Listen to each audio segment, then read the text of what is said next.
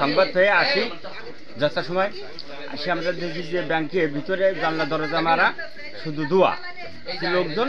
তখন আমরা কোনো বা আগুনের সূত্রপাত কৃষিতে লাগছে এ ব্যাপারে কোনো দেখিনি, তবে অল্প কিছু লোকজন আমরা এসে পাইছি, আগুন জ্বলা অবস্থাও পাইনি। 3:40 আসছি এবং পুলিশ ভাইয়েরাও আমাদের সাথেই আছে, তদন্ত সাপেক্ষে দেখা যাবে। একটা টেবিলের কিছু ফাইলপত্র পোড়া, জানলা দরজা দেওয়া ছিল এবং শুধু ধোঁয়া দেখতে পাই আমরা এবং পুলিশ ভাইয়েরা আমরা সবাই দেখি, কিন্তু আগুনের সূত্রপাত কোথাতে হয়েছে কি অবস্থা এটা আমরা এখনো জানতে পারি নাই। আমি গ্রামীণ ব্যাংক মাগুরা এরিয়ার এরিয়া ম্যানেজার। আমার মোহাম্মদপুর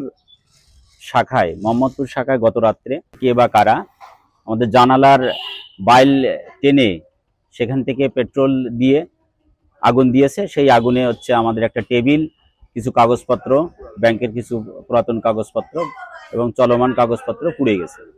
অফিসারদের ফোন দিয়েছি, পুলিশ কর্মকর্তাদের, তারা তৎক্ষণাৎ আমাদের এখানে ফায়ার সার্ভিস, পুলিশ পাঠিয়ে দিয়ে তারা এটা নিয়ন্ত্রণ করছে এবং আমাদের সহকর্মীরা সহ বাড়ির মালিক এখানে তার লোকজন নিয়ে জানালা দিয়ে পানি ঢেলে, ভিতরে যে পানি ঢেলে সেগুলো নিয়ন্ত্রণ করছে। সঙ্গে সঙ্গে বড় কোনো সমস্যা হয়নি। আমি দেখি যে আমার বিল্ডিং এ শুধু ধোঁয়া।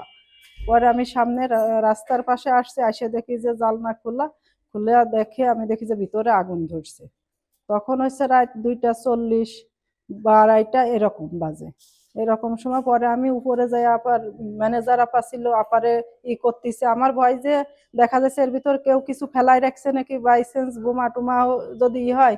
আমি উপরে আমার যারা ছিল তাদেরকে হলো আমি নিচাই নামাচ্ছি।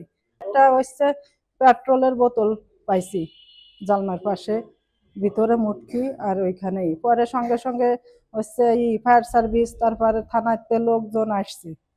রাত 11:30টার দিকে আমরা ঘুমাই।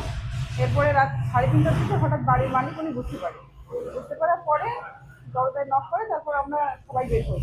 ততক্ষণে খিড়ি দিয়ে অলরেডি আগুনের ধোঁয়া চলে গেছে উপর পর্যন্ত। তারপরে নিচে আসার পরে আমরা দেখতে পাই যে জানালা দিয়ে আগুন ধরা হয়েছে এবং আমাদের কিছু প্রয়োজনীয় কাগজপত্র সেগুলো সব আর কি পুড়ে যায়। তো এই ব্যাপারে আসলে আমরা কাউকে সন্দেহ করতে পারছি না, এই ব্যাপারে আমাদের কাছে সেরকম কোনো ইনফরমেশন নেই। আর সাথে সাথে পুলিশকে জানানো হয়েছিল, পুলিশকে জানানোর পরে তারাও থানা থেকে চলে আসে, ফায়ার সার্ভিস থেকেও সবাই আসে। তো এই আর কি।